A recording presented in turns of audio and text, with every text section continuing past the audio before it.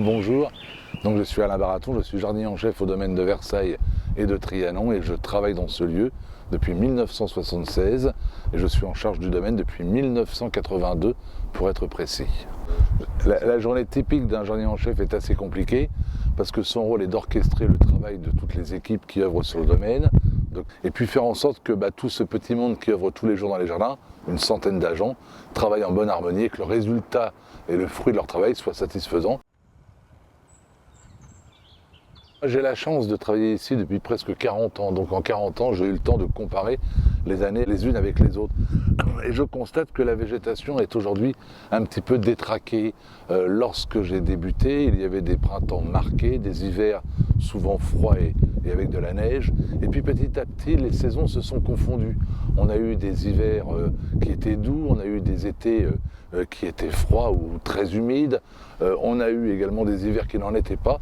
Et donc la végétation a quelque peu été perturbée par ces changements environnementaux. J'ai constaté par exemple, de manière assez régulière, et ce depuis quelques années, un nouveau fleurissement des marronniers en fin d'année. La mortalité aujourd'hui des marronniers est élevée à Versailles, chose qui n'est pas tout à fait normale. Je constate également que des rosiers sont en train de produire des boutons.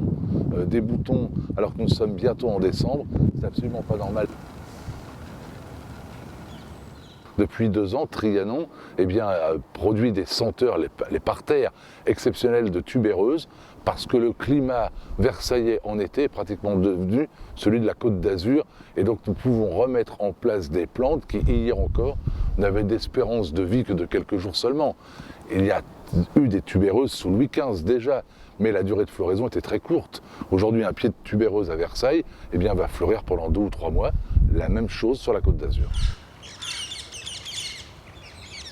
Au niveau des insectes, je constate que nous sommes victimes depuis quelques années maintenant, 3-4 ans, de la chenille processionnaire du chêne. Or, les chenilles processionnaires, lorsque j'étais enfant, étaient cantonnées au sud de la Loire. Maintenant, elles sont aux portes de Paris. On peut donc penser que le climat lui est favorable. Comment voulez-vous qu'avec des températures aussi positives, ce que nous appelons la vermine, bien que ça n'en soit pas, soit détruit par le froid s'il n'y en a pas? Je constate également qu'il y a aujourd'hui des problèmes d'alimentation en eau.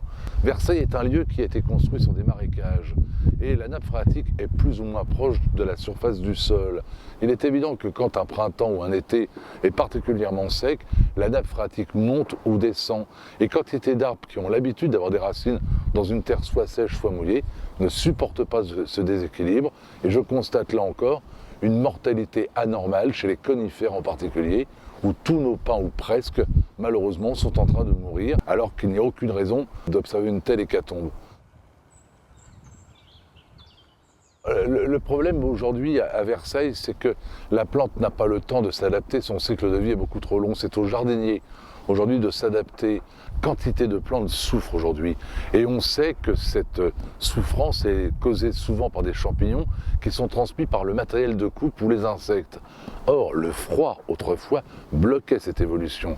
Ce qui veut dire que si le jardinier aujourd'hui, s'il n'a pas repris des gestes d'hygiène et de sécurité concernant l'entretien des végétaux, il va contribuer à la diffusion de quantité de problèmes, sachant que la nature, elle, n'est plus en mesure de les enrayer. Deuxième chose à laquelle il faut penser, c'est bien sûr aujourd'hui le choix des végétaux.